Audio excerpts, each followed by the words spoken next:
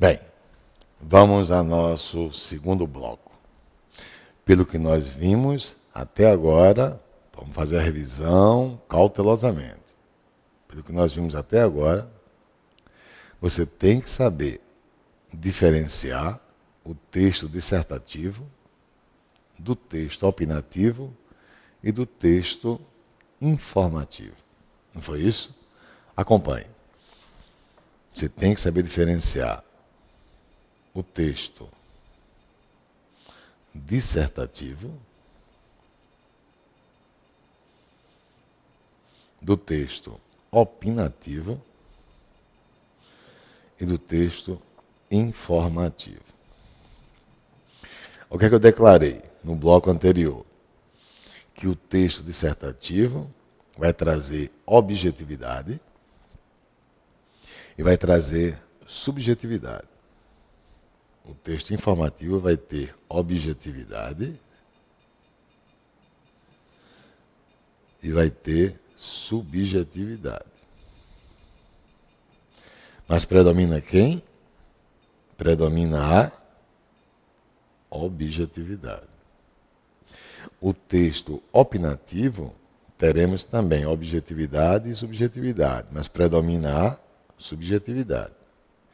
Então, se no texto opinativo eu terei objetividade e terei subjetividade, predominando a subjetividade, ele não me interessa na dissertação. Na minha redação não vale. E o texto, para ser informativo, tem apenas objetividade. Ele também não me interessa. É isso que eu quero ressaltar.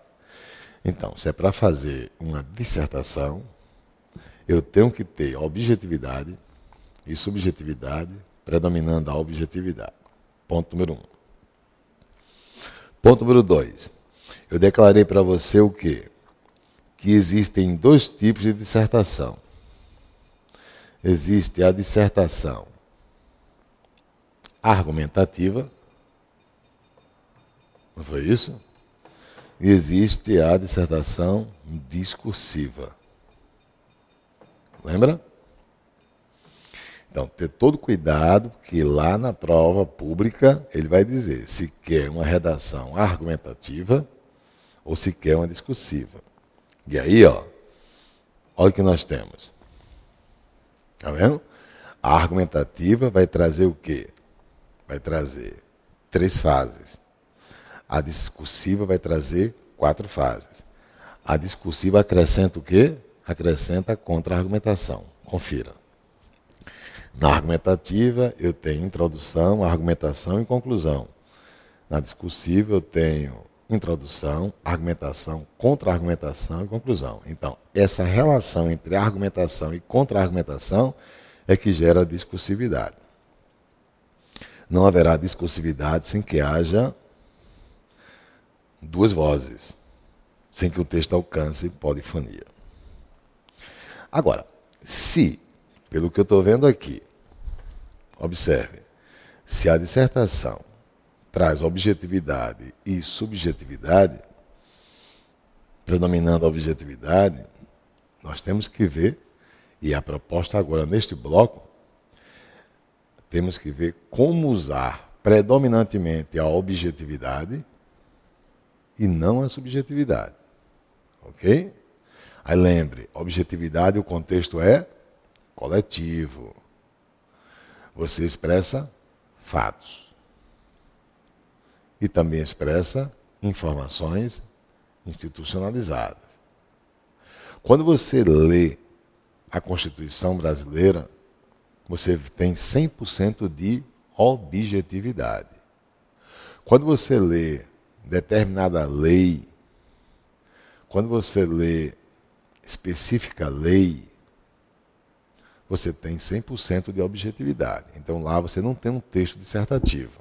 Você tem um texto que informativo. Tão somente informativo. Não é isso? Pois bem.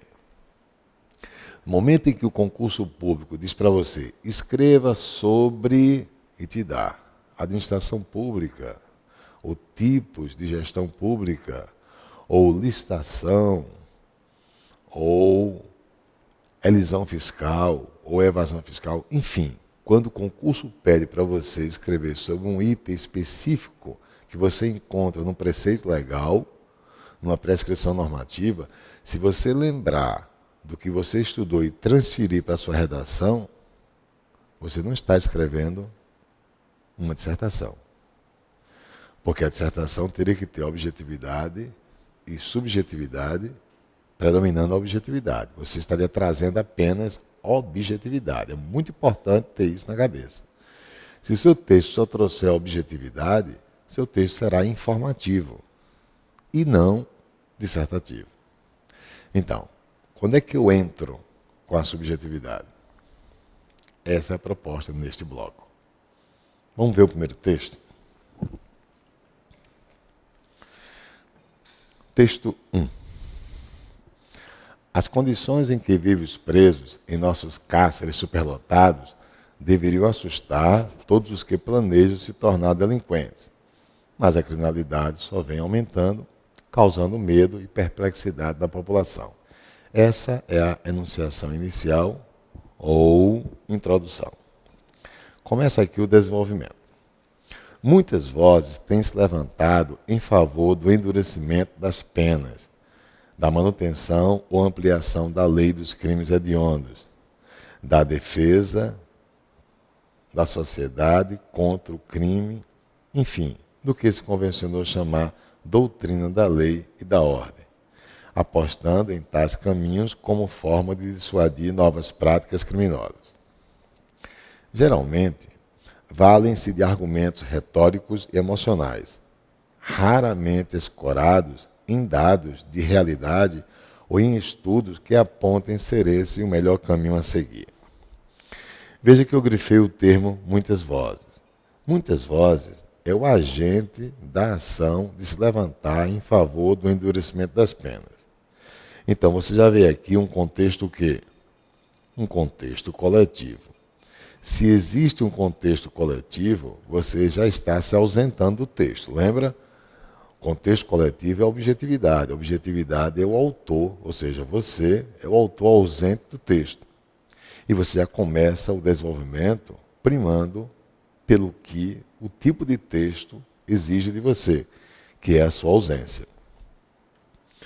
Quando você lê esse contexto coletivo na condição de agente da ação, de se levantar em favor de algo, você tem a objetividade garantida.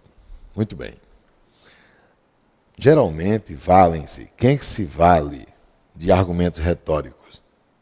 Essas vozes. E mantém-se, aqui, ó, deixa eu pintar de amarelo, geralmente valem-se de argumentos retóricos. Você está mantendo o quê? Um contexto coletivo. E você está ausente. Raramente escoradas em dados de realidade ou em estudos que apontem ser esse o melhor caminho a seguir. Ora, leia direitinho, com calma, você vai ver que nesse contexto você tem a voz do leigo. Porque ele advoga em defesa de penas mais duras. Veja se não é. Essas vozes querem penas mais duras. Veja se não é.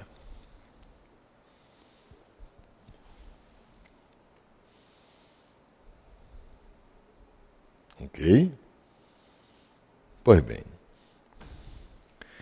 Embora sedutora e aparentemente sintonizada com o sentimento geral de indignação, tal corrente aponta para o caminho errado, para o retorno ao direito penal vingativo e irracional, tão combatido pelo iluminismo jurídico.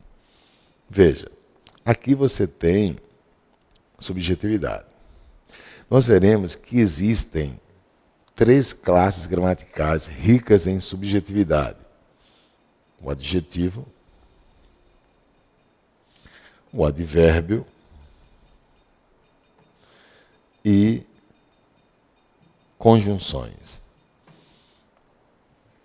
Teoricamente, são 3 classes gramaticais ricas em subjetividade. Pensando no assunto período, como é que você classifica essa oração? embora sedutora e aparentemente sintonizada com o sentimento geral de indignação, isso é ou não é uma oração subordinada adverbial concessiva? Se é uma oração subordinada adverbial, ela tem valor morfológico de advérbio. E o embora é uma conjunção.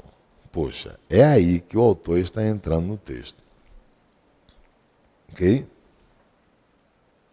Tal corrente aponta para o caminho errado. Alguém pode não concordar. Alguém pode não achar que o caminho seja errado. Então, a palavra tal corrente aponta para o caminho errado, a palavra errado é um adjetivo que se volta para o substantivo caminho, para o retorno ao direito penal vingativo e racional, tão combatido pelo iluminismo jurídico. Quem combate algo? O iluminismo jurídico. Opa, não é o autor. O autor aí se ausenta.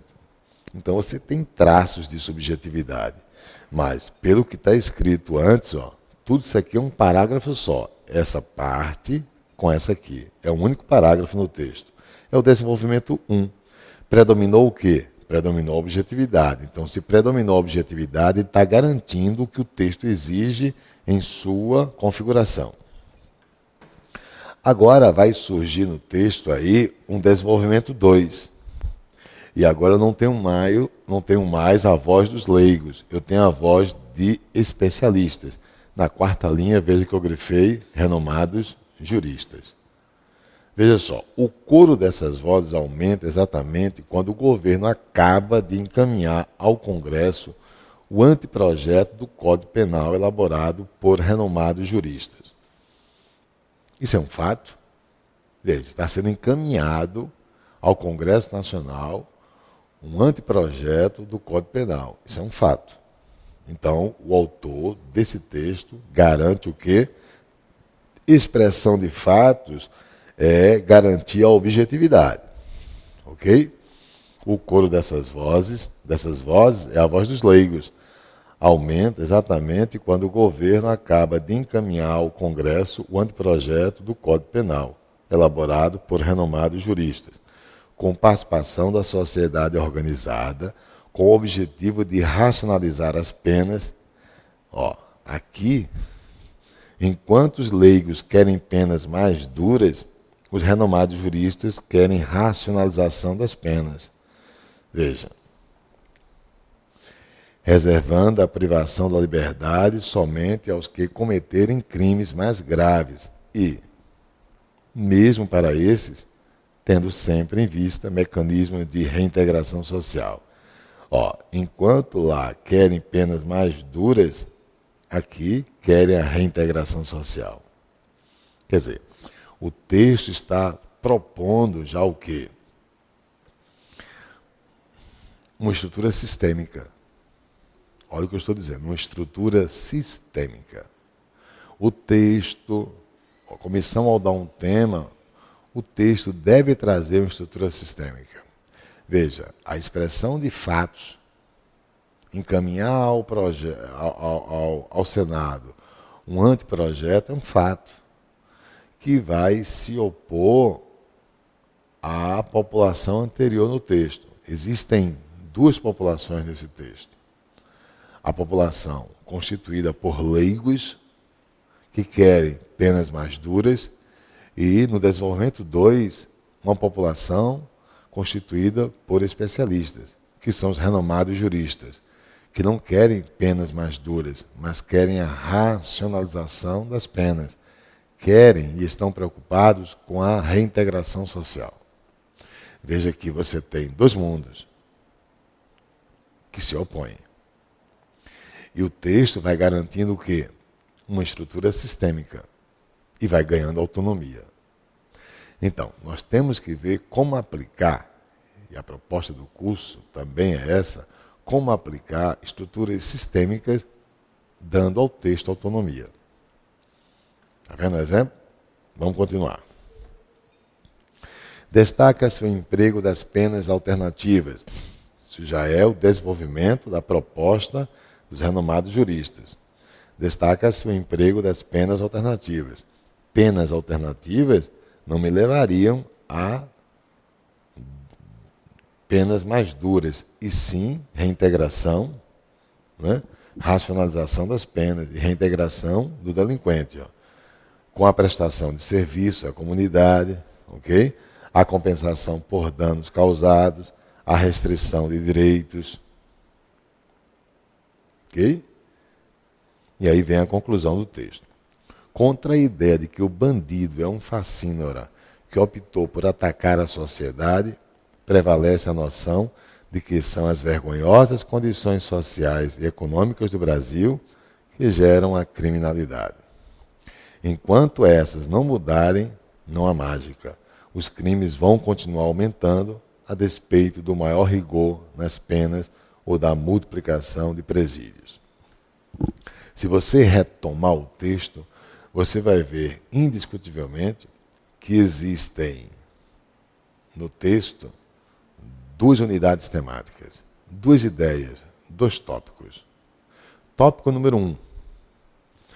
A voz não de especialistas, a voz de leigos. E elas primam pelo endurecimento das penas. Vem uma segunda voz, a voz dos especialistas. E essa voz, ela quer o quê? Ela quer o contrário. Ela quer a racionalização das penas. Ela quer o quê? Ela quer trabalhar em cima da reintegração do delinquente. É isso? Ora, existe uma passagem que se diz, na teoria, seu texto deve ganhar progressão temática externa. O que é progressão temática externa? É quando você traz para o seu texto mais de uma unidade temática, mais de uma referenciação. Todo e qualquer tema é abrangente. Todo e qualquer tema é abrangente. Quem é que quebra a abrangência? São tópicos que você seleciona para escrever o tema proposto. Por exemplo, alguém pede para que eu escreva sobre a educação no Brasil. A educação superior na rede privada brasileira. Pronto. Você pede para eu escrever sobre isso. A educação superior na rede privada brasileira. E aí eu começo a selecionar referenciações, tópicos, unidades temáticas. Eu primeiro vou escrever sobre o docente. Depois eu vou escrever sobre o alunado, o discente. Depois eu resolvo escrever sobre a estrutura das instituições de ensino superior. Se elas estão adequadamente o quê? Prontas para receber a comunidade de estudantes. Se os laboratórios estão bem, o quê? Bem trabalhados e atendendo às exigências do MEC. Se os cursos estão de acordo com as exigências superiores e formais, enfim, as instituições e a sua estrutura para a aprendizagem. Veja que eu escolhi 3 tópicos. Cada tópico apresentado é uma referenciação, é um conteúdo ideativo. E, claro, eles irão o quê? Quebrar. Quebrar o quê? A abrangência que o tema proporciona. Então, se o concurso público te dá um tema, você tem que primeiro selecionar esses tópicos. Às vezes, a prova pública já traz. Exemplo, escreva sobre elisão fiscal, escreva sobre evasão fiscal e escreva sobre ética nos tributos. Já trouxe. E você vai ter que buscar o conhecimento objetivo sobre. É isso? Mas não somente objetivo, você vai ver. Bem, esse texto é discursivo? É. Por que é discursivo? É discursivo porque ela traz 2 unidades temáticas que se opõem. gerando o que a gente chama de sintaxe de tensão. Sintaxe de tensão. A sintaxe de tensão consiste em ideias contrárias, ideias que se opõem. É ela que gera a discursividade. Imagine, eu peço para você ler uma bula. Sim, você pega um determinado remédio e vai ler a bula. A bula é um texto informativo 100%. Mas, se eu pego a bula e encontro apenas indicações, você tem um texto informativo, argumentativo. Mas se a sua bula tiver indicações e contraindicações, eu tenho, sem dúvida, um texto informativo discursivo.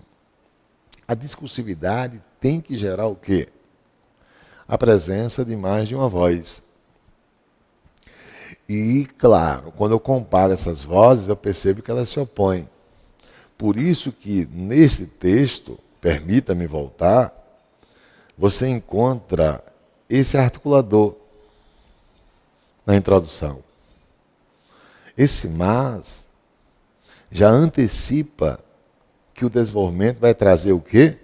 Vai trazer ideias contrárias, vai trazer uma sintaxe de tensão.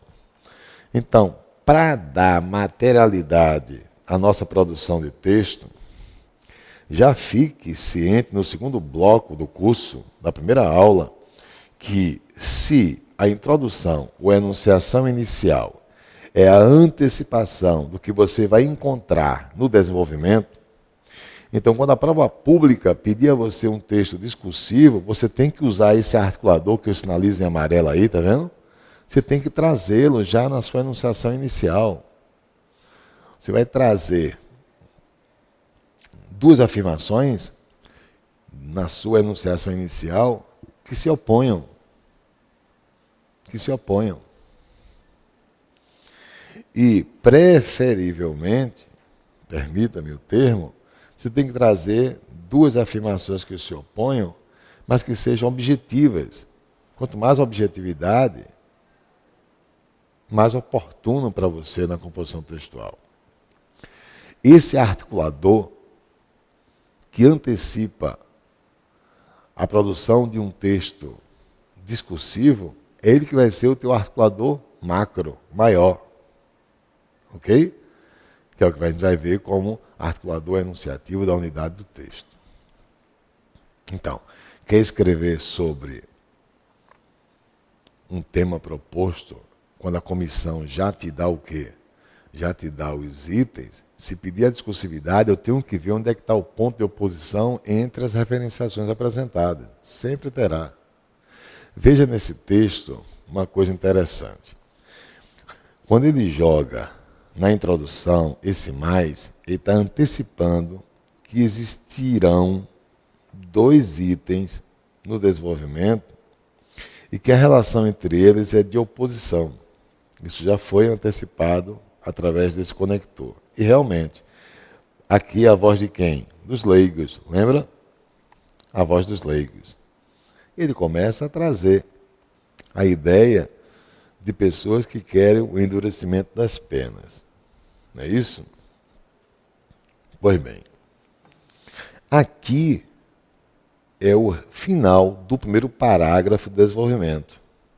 E é aqui que ele já o que antecipa a sua intenção. A sua intenção é que você, leitor, não fique com a ideia dos leigos. É isso que ele está dizendo aí. Para poder chegar em seguida com o desenvolvimento 2. Esse é o desenvolvimento 2. E é aqui que ele vai o quê? Ele vai gerar, sem dúvida, uma outra ideia objetiva, porque quem está propondo a racionalização das penas não é o autor do texto, ou a reintegração social não é o autor do texto, mas renomados juristas. Ok? Ou agenda passiva, renomados juristas. Então ele fez isso com você. Ele gerou um texto assim. Ele gerou uma introdução que já trouxe a articulação entre as duas unidades, Depois veio com desenvolvimento 1, D1, e desenvolvimento 2, D2, para poder chegar com a conclusão.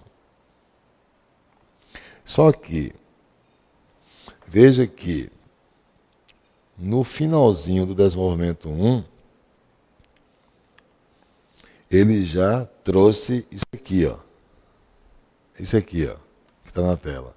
Que é justamente o finalzinho do desenvolvimento 1, onde ele já está se predispondo a deixar claro que a intenção dele não é advogar em defesa da voz dos leigos, mas sim da voz dos renomados juristas. E é isso que vai abrir o desenvolvimento 2. Então eu tenho, ó, entre esses parágrafos, uma ideia de oposição. E essa ideia de oposição entre esses dois parágrafos do desenvolvimento é coerente com o mais que ele usou antecipadamente na introdução. Veja, das duas ideias que existem, a conclusão, se você retomar o texto, vai contextualizar, sem dúvida alguma, não X, e sim Y. Ou seja, na conclusão, eu tenho que trazer predominantemente a ideia selecionada como sendo a intenção da comunicação. Então, a centração temática do texto é Y e não X. Ou seja, a centração temática ela é posta na conclusão. E ela é posta, claro, dando a certeza de que ela vai ser a centração temática do texto. Então, toda a centração temática recai lá na conclusão de maneira mais subjetiva. Ok? E aí você começou a ter uma visão de como arrumar o texto. Trazendo o quê? Trazendo progressão temática e trazendo, sobretudo, o quê? Predominância da objetividade. E a subjetividade fica nessa seleção que é a articulação que você optou. Para o quê? Para socializar, para relacionar as unidades temáticas ou os tópicos que você selecionou. Ok? Até o próximo bloco.